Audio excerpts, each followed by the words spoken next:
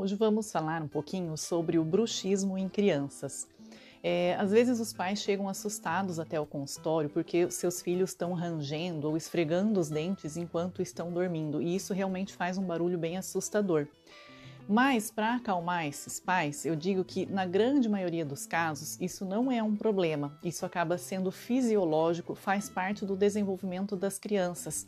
Numa fase da vida, eles têm uma tendência a ter mais bruxismo ou a esfregar mais os dentes, e o que depois acaba sumindo. Claro que é necessário fazer uma avaliação, ver se realmente está dentro desse padrão normal ou se é necessário fazer alguma intervenção. Mas, na grande maioria dos casos, não se trata de um problema.